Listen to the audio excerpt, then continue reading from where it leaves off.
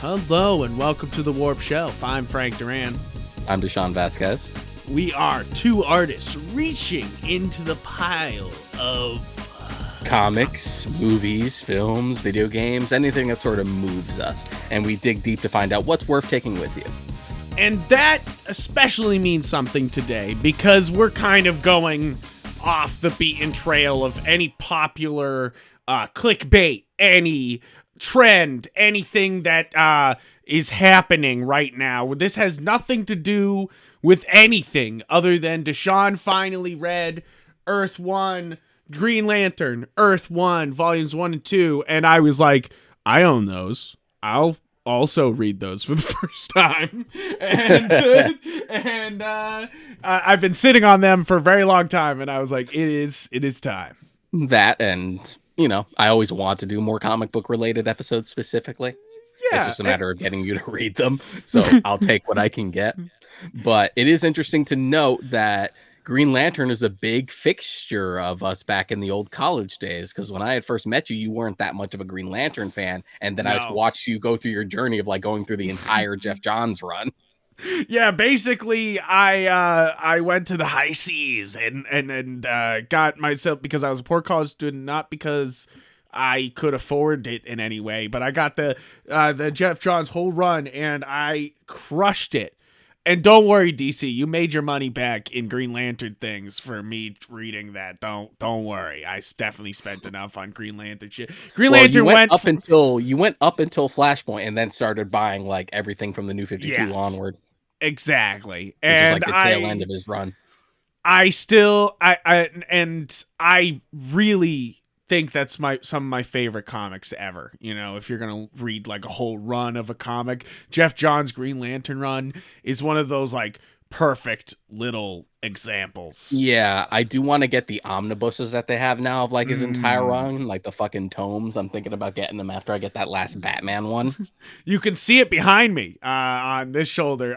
That shoulder, sorry. You can see that shoulder. I have all the Green Lantern run of his in trade paperback, and then I started picking up single issue of it.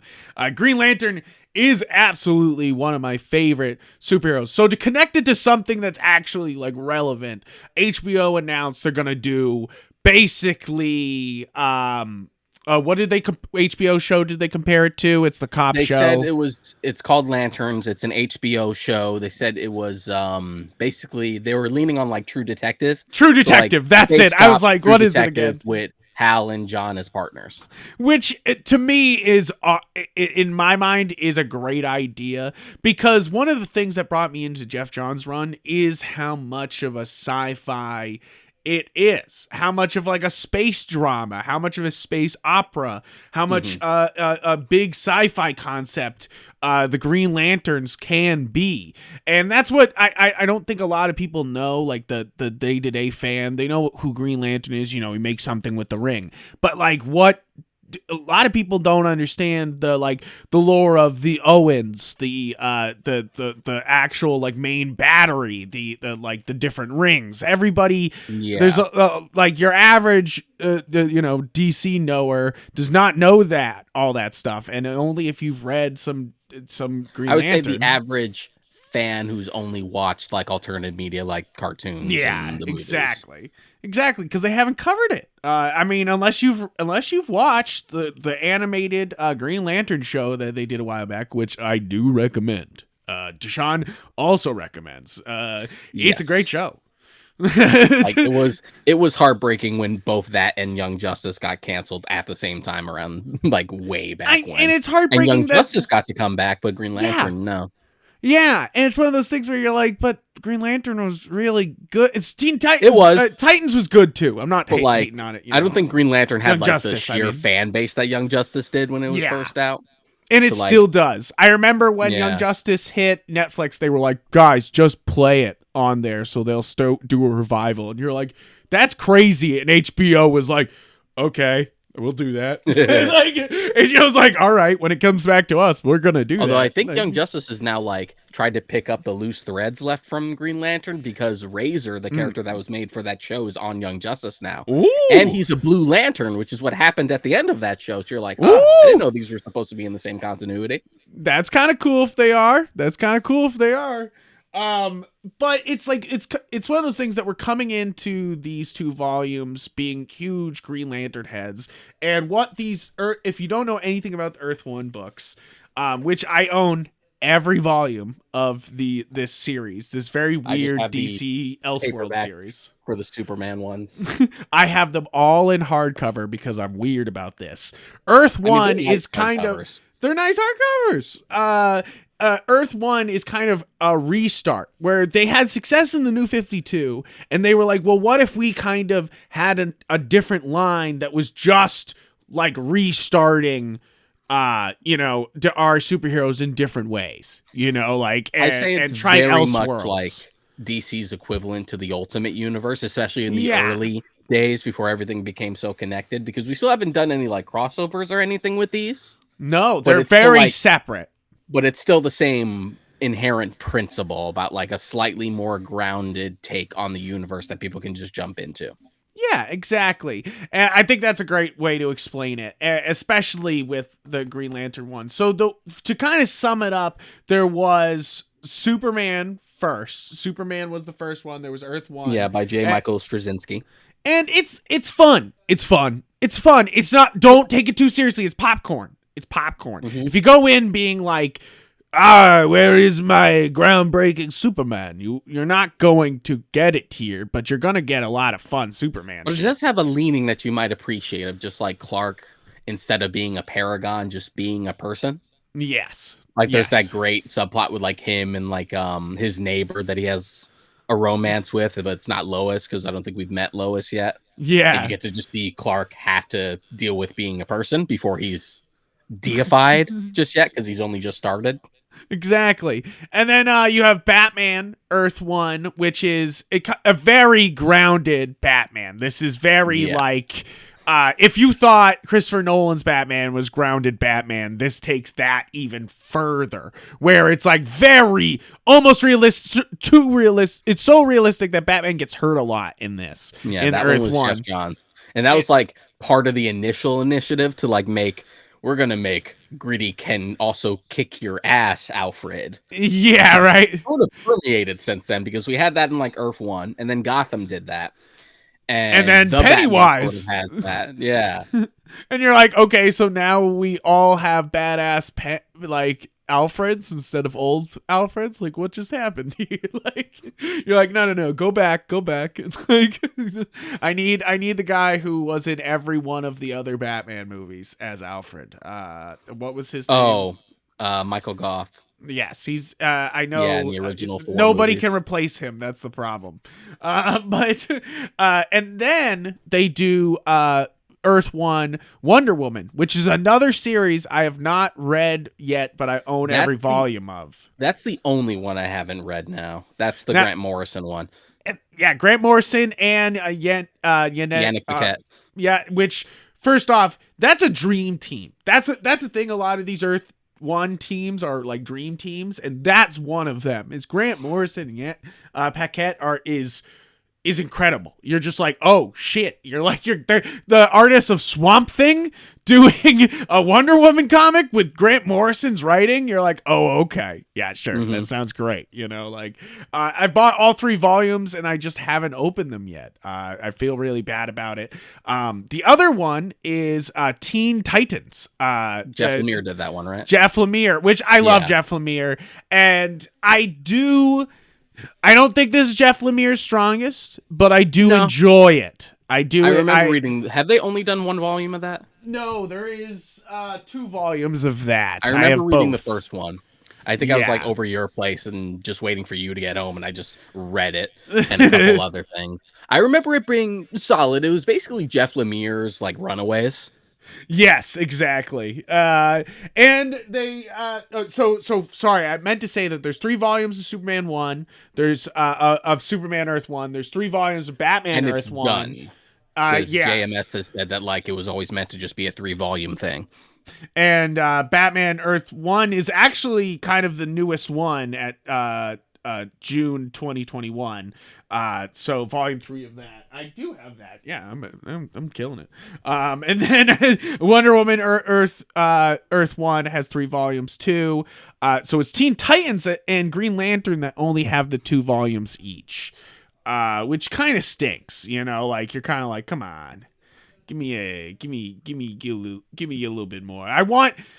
But basically I want to do this podcast so the algorithm gets something where they're like, Earth 1, what's that? You know, like where it's just like, and to be fair, I want more.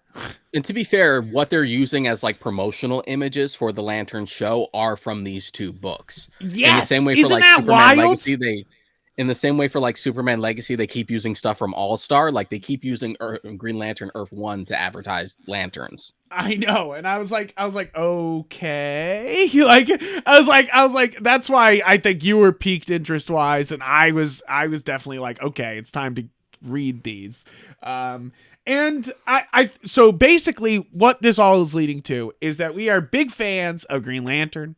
We're big fans of this line just for experimenting, you know, like I'm not going into any of these being like, this is going to reinvent the character and I'm going to think this is the best version of the character that ever fucking existed. You know, like I don't think that's possible most of the time, you know, like it's like you can't be a Scott Snyder every fucking time with Batman where you're like, oh, that might be my favorite run of Batman suddenly at a reinvention point, you know, like, and I think that's the hard part with Earth 1. But I do think they do a good job and I think they're fun. And I think that's kind of what I want to say about this. Is that this might be the most fun out of all of them. It's like having with everything going on. Because Batman Earth 1 is kind of like, haha, isn't it funny? You know, sometimes, you know, like it's like, hey, we're going to change that up. And it's like, haha, we did a different Batman thing, you know, like we like, look, the Penguin's this way now, you know, like, and Superman Earth 1 is very like, let's amp the action and the teenage drama and the you know, and Teen Titans was a very grounded like take on Teen Titans. And so I think that this one, without reading Wonder Woman, I think this is the one that has the most fun with the changes, you know? Yeah, this one seems like it's the most inventive. Like if Green Lantern was actually affected by the New 52 reboot, which it wasn't, then maybe we would have gotten a take. It really wasn't. It's so funny. Earth, like everybody got something new. Everybody got something different. Geoff Johns was like, "Nah, I'm not done. I'm not done. Add some lines to his costume and let's move on." And they did. They were like, they sort of reintroduced Sinestro, but that was like it. And it was kind of like a point where you were like, you could reintroduce Sinestro anyways, you know? Like, so it wasn't that bad of a restart at all. You're just like, all right, cool, whatever. But this, so what is your first impressions after reading these books? Because I think like a lot of things. I mean, but I want right to hear. off the bat was just the hard leaning into sci-fi more than like traditional superhero fare. Yes. Like I thought it was smart to like mostly have in the space, especially for the first volume. You don't even see Earth until the very end of the first volume, and I kind of love that. Just fucking go for it. And the idea that it's much more of a spacefaring adventure, that the costume itself for the Green Lantern Corps isn't overly like flamboyant or traditionally superhero-y. The fact that they make Hal a NASA pilot instead of a jet pilot, like right off the bat, is like a slight shift, and it makes sense for the change. And let me show off some of the suit here. I like which is actually just his like spacesuit. It's just a spacesuit. I like it. And it's kind of like everybody has their different Green Lantern suit. I think that's a lot of fun too. You know, like it's like not everyone gets automatically the same thing. It's like very like particular to the person what Green Lantern suit they have, and I think that's fun.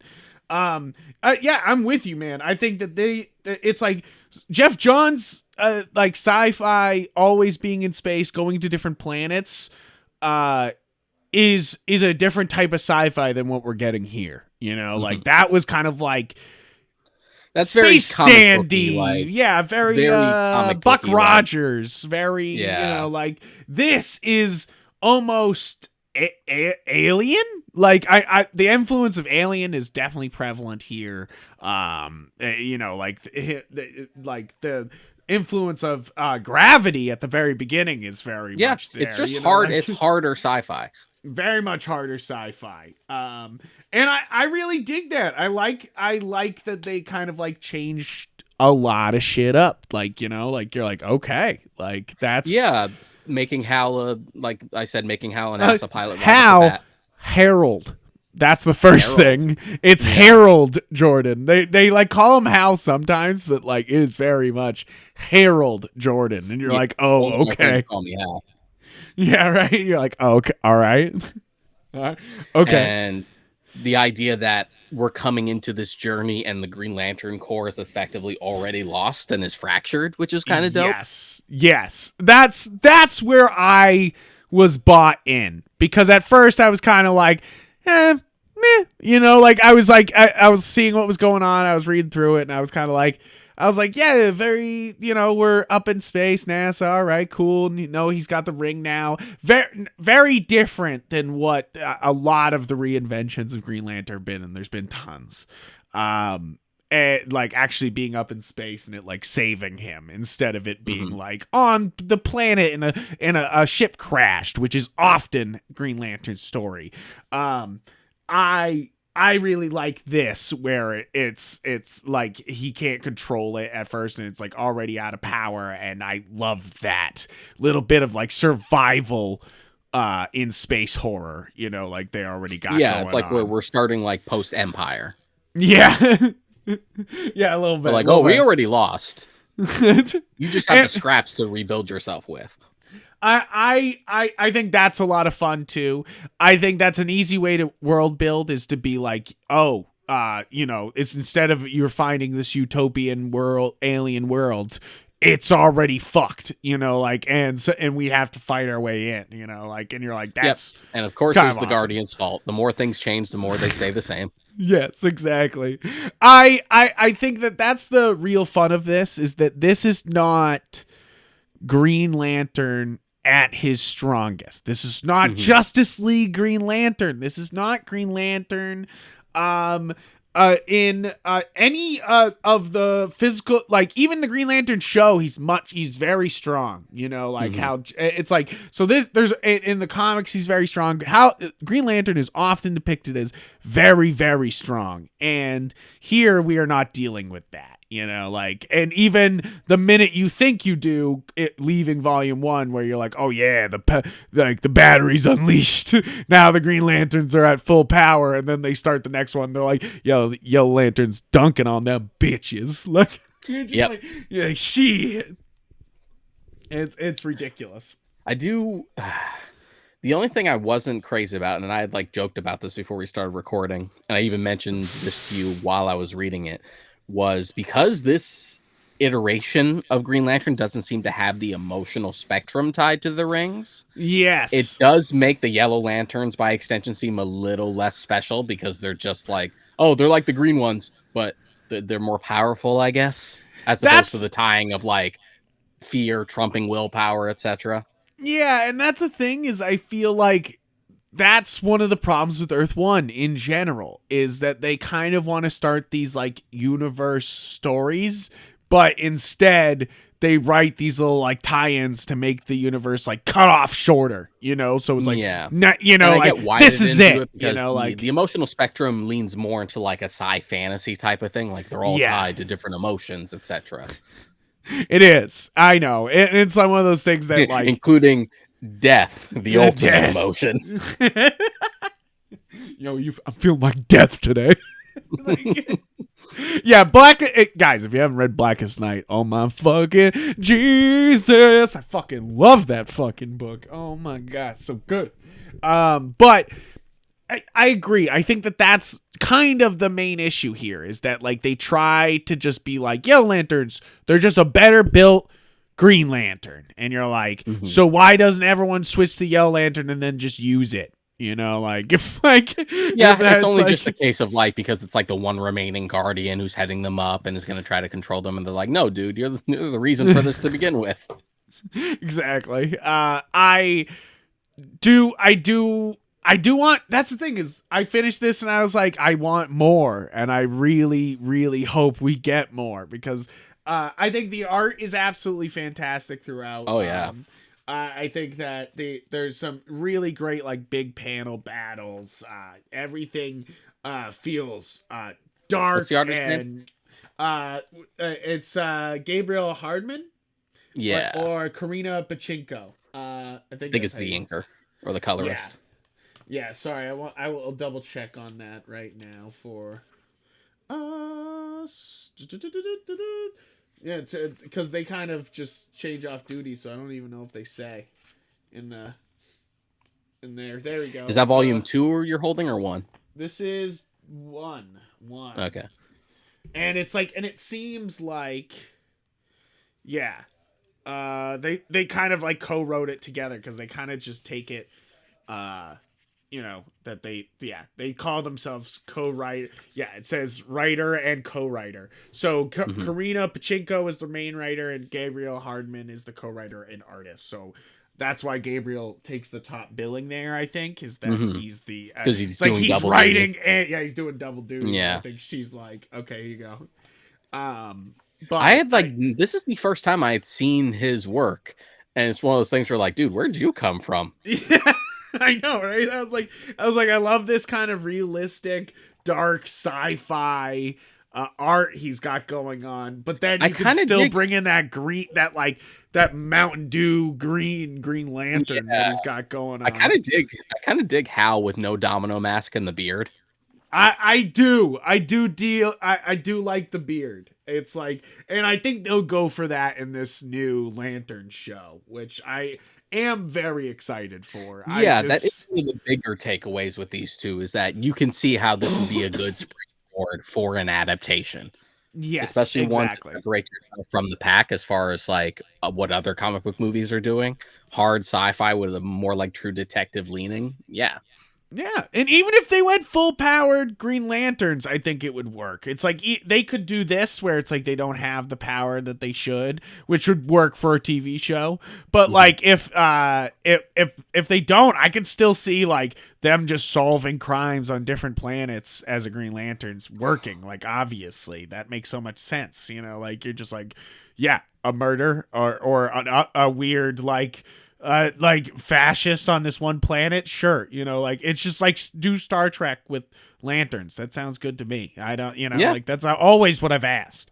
That's always what I've asked for. That's the thing is I feel like if the best way to compare it is that old Green Lantern, Geoff Johns Green Lantern is like Star Trek Green Lantern, and this is aliens Green Lantern, like Blade Runner. Like again, Blade that's just the Runner. difference between, harder sci-fis. Harder sci-fis. So I was having the discussion with my wife the other day though. Would you put sci-fi under fantasy, or would you put it's like they all fall under fiction, but like is in my head I sort of go like fantasy, it sort of has sci-fi in it, like it's sort of like it's like a here thing on when you're thinking about it where it's like fantasy and there's sci-fi. I mean, It's there's like a sort of reason you go to connected. a bookstore and they just kind of lump them together as like sci-fi slash fantasy because the Yeah. lines get a little blurry. But I feel like it's almost like the square rectangle thing. What do you mean by that? The idea that a square is a rectangle, but a rectangle is not a square. Ah, yes. Yeah. So, like sci-fi can be under the fantasy umbrella, and fantasy can be under the sci-fi umbrella, but not as often. Yes. Yes. Sci-fi's a I little fantasy's a little broader, sci-fi's a little more specific, and even then there's a lot of crossover. Like, let's look at Star Wars. I mean, it's really a fantasy story and sci-fi drag a lot of the time. Yes, that's where we got in the argument about it because she was like Star Wars is not a sci-fi, and I was like what? It's I was not like, a sci-fi. they're literally in spaceships, and she's like, it's a fantasy, and I'm like, yes, but But also the argument against that is some of the earliest sci-fi stories did have more fantasy leanings to yeah, begin with, like Doc Samson and John Carter of Mars, yes, exactly, which were yeah, also lots more or of less fantasy magic, stories with a sci-fi backdrop, and those still count. yeah, right. I think that's the interesting part is that sci-fi kind of has to fight to be itself, and fantasy is always just there. Is what I'm thinking. You know, like it's that sort of falls into.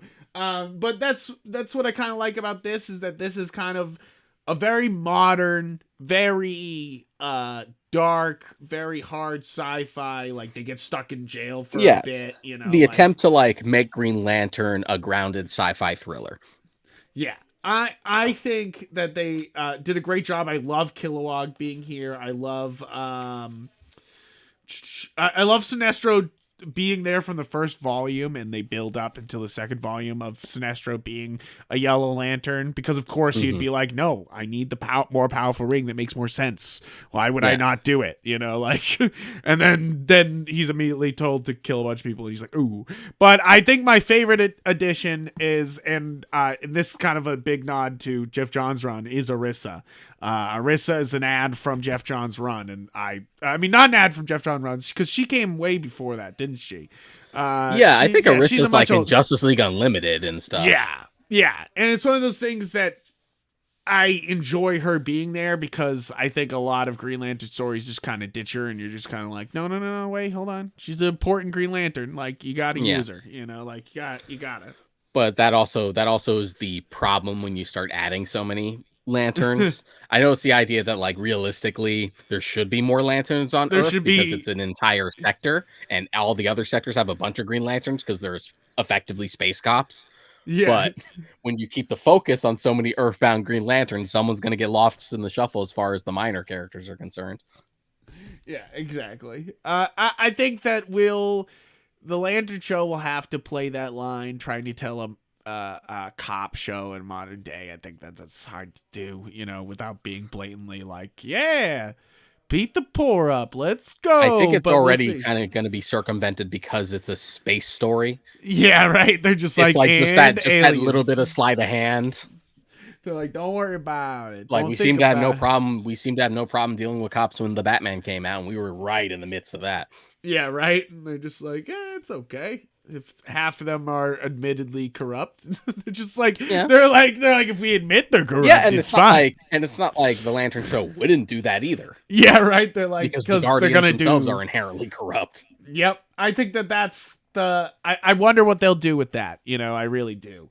I'm excited for that show. I do want more volumes of this. Please, DC, if you somehow... You're not listening, but DC, please.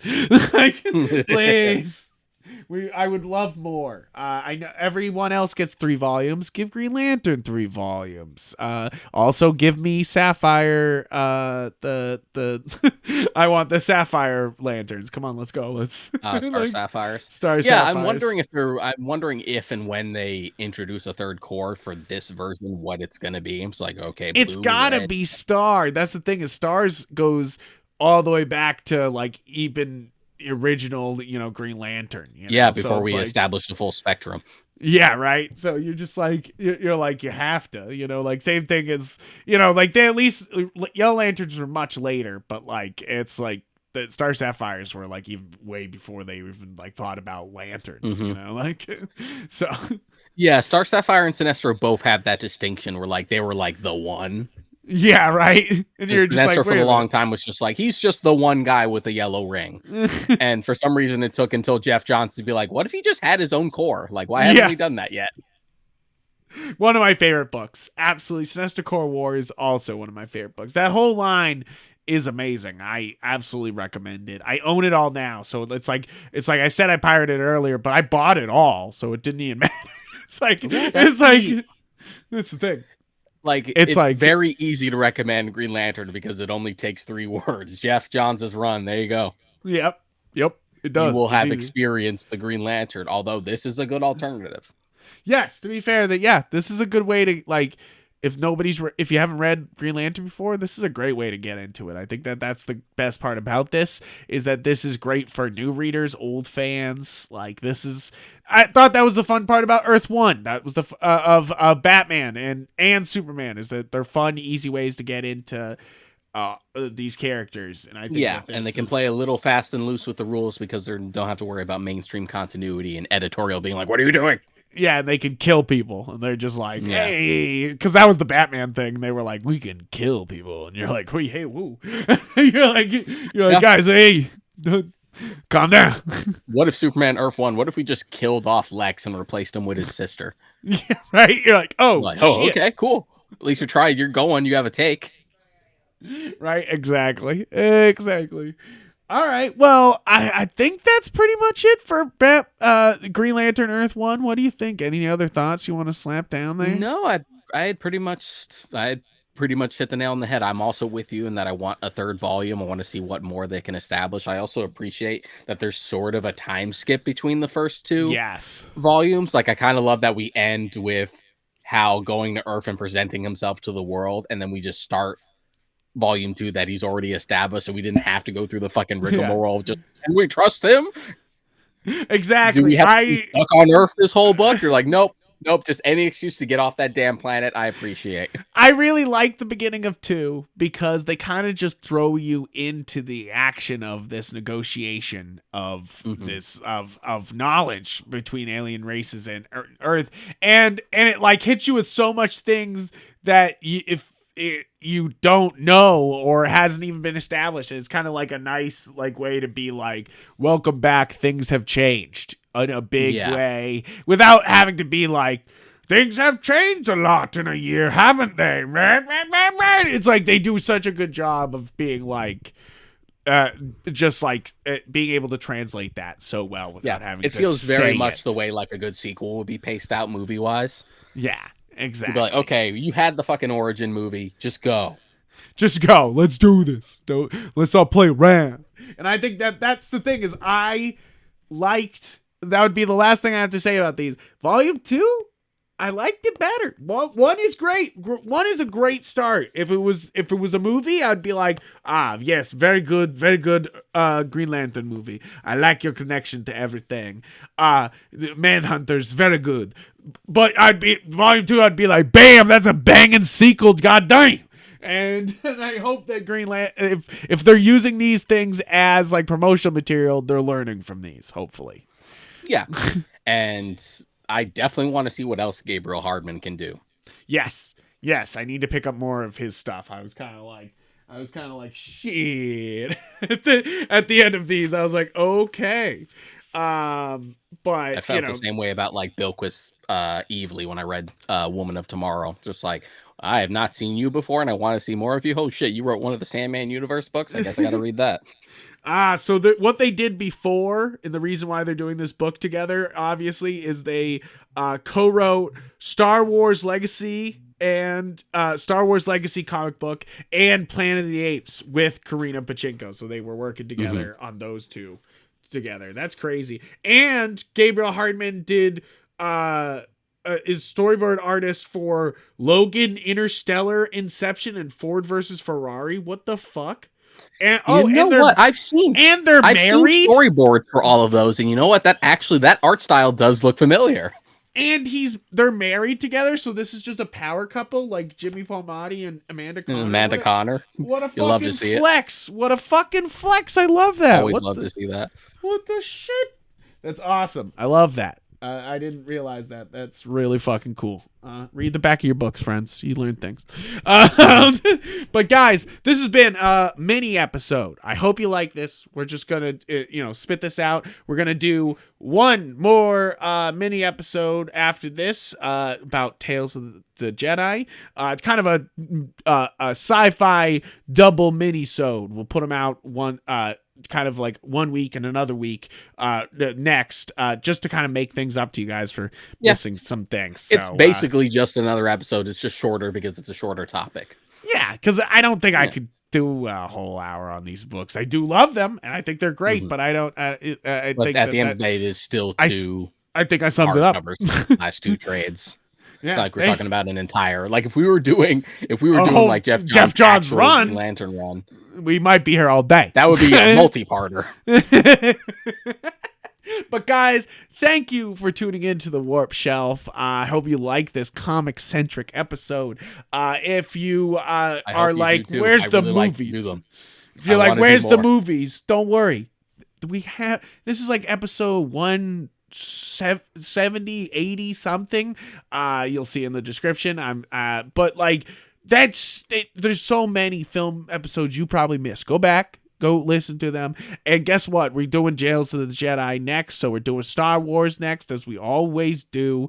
And then, of course, we'll do Mando once Mando wraps up as a full episode. Don't worry, it won't be a Bad mini Batch is episode. in the middle of its run too. Yep, Bad Batch is happening. We have a lot of Star Wars coming out, and you know we love some Star Wars. You know, like it feels like I'm in a warm blanket of Star Wars, and we're gonna talk about that later. But guys, thank you so much for this. Make the algorithm work down below. Do your magic, and please support the show in any way you can. You know, like it's always super helpful. So and be sure check out our show on galaxyofgeek.com. That's where all the episodes of the show are, and also my live streams where I'm building Gunpla and any other content we make. It's pretty much on galaxyofgeek.com if you want like a little hub to find our content. And then basically check out me and Deshaun on our personal Instagrams and Twitters. I am Yep Frank on there. I'm right on there. And I'm also Yep Gundam, where I have all these Gundam behind me. I have them on there. Check out that Instagram. And guys, thank you so much for supporting the show and listening this far. If you have listened this far, I really appreciate you. Adios, amigos. See you next time.